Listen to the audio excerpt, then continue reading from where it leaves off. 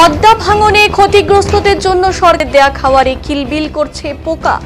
এমনই ঘটনা ঘটল মুর্শিদাবাদের লালগোলার তারানগরে। এই ঘটনায় ব্যাপক চাঞ্চল্য ছড়িয়ে পড়ল। জানা যায় ভয়াবহ পদ্মা ভাঙন দেখা দিয়েছে লালগোলার তারানগরে, আর এর ফলে অনেকের বাড়ি পদ্মা গর্ভে বিলীন হয়ে গেছে। অনেকেই ভাঙনের আশঙ্কায় নিজেদের বাড়ি ভেঙে নিয়ে অন্যত্র সরে যাওয়ার চেষ্টা করছে। তাই ক্ষতিগ্রস্তদের জন্য সরকারি খাবারের ব্যবস্থা করেছে, কিন্তু ভাতের মধ্যে কিলবিল করছে পোকা। এই ঘটনায় স্বভাবতই ব্যাপক ক্ষোভের সঞ্চার হয়েছে এলাকাবাসীদের মধ্যে।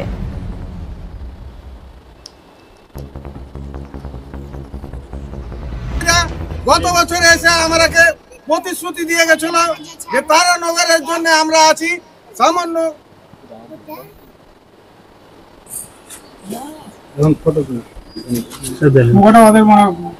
জড়িত হবে আছে,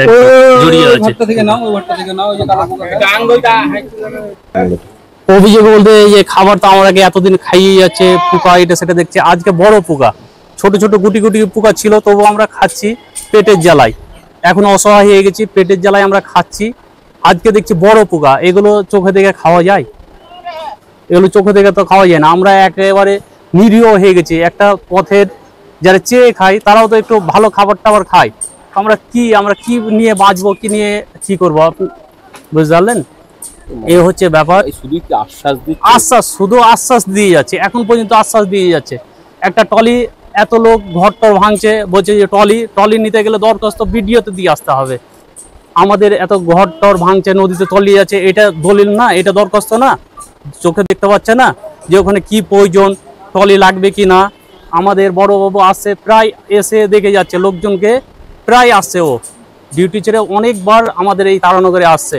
শুধু বড়বাবু বেশি আমাদের এখানে আসছে। মানে শুধু আশ্বাস, প্রতিশ্রুতি, কাজের কাজ কিছু নেই। কাজের কাজ কিছু নেই। আগেও তো আশা করছি একাধিকবার ঘটনা এরকম ঘটেছে, বলেছিল বাস্তবায়িত হয়েছে তাদের ঘটনা। এর আগে বছরও আপনার বলেছিল, হ্যাঁ ঠিক আছে আমি দেখবো, একটা বাড়ি পড়েছিল, বললো 17 খান ঘরের নাম আছে, অলরেডি পেয়ে যাবে। এখন পর্যন্ত যায়নি, এখন 1 বছর হয়ে গেল। এই যে এখন যে 200 ঘরটা নেমেছে, কখন যে দিবে? আবার বছর আমরা বাধ্য হয়ে তবুও মেনে নিয়েছি। আমাদের এমএলএ এমপি কে বলতে চাই, স্যার আমরাকে যে এই কুকুরের খাবার খাওয়াচ্ছেন, আমরা তো তবুও মেনে নিয়েছি। আপনাদের সামনেও বলতে পারছি না, যে বললে বুঝি না আমাদের উল্টাটা হবে। কিন্তু আমরা বলতে বাধ্য হচ্ছি যে এত বড় বড় পোকা দিয়ে কি ভাত খাওয়া যাবে, ওই চালের ভাত? আজকে এনারা দেখলেন, এই খাবারটা যদি গোটা গ্রামালা দেখে, ভাতগুলোকে তো সবাই ফেলবে। সেহেতু আমি সবারই সামনে বললাম না যে ভাতগুলো সবাই ফেলে দেবে। আমরা চাই এই নিম্নমানের খাবার বাদ দিয়ে অবিলম্বে ভালো খাবারের ব্যবস্থা করে নগর গ্রামবাসীদের উপর। আর আমাদের এমএলএ সাহেবকে, এমপি সাহেবকে বলতে হয়, সর্বপ্রথম ধন্যবাদ এমপিকে, যে 3 মাস পরে আমাদের গ্রাম বলে মনে পড়েছে। এর জন্য আর একবার ধন্যবাদ এমপিকে, যে 3 মাস 4 মাস পরে ধন্যবাদ দেওয়ার ভাষা নাই। তাই এমএলএ এমপিকে 3 মাস পরে আসার জন্য তাকে আর একবার ধন্যবাদ। এমপি সাহেব, আপনি আশ্বাস দিয়েছিলেন গত বছর একটাই বাড়ি ভেঙেছিল, যে সেই বাড়িটাকে পুনর্বাসন দেওয়া হবে। আজ পর্যন্ত দেওয়া হয়নি। এতগুলো গ্রাম, প্রায় 200 খানা ঘর ভেঙেছে, নদীর তলে ঘর ভেঙেছে। দেখা যাক, আমাদের এমপি সাহেব ঘোষণা করে গেল ইনশাল্লাহ আমি করে দেবো। তাই আমরা মুখের কথা এবার ইনশাল্লাহকে বিশ্বাস করলাম।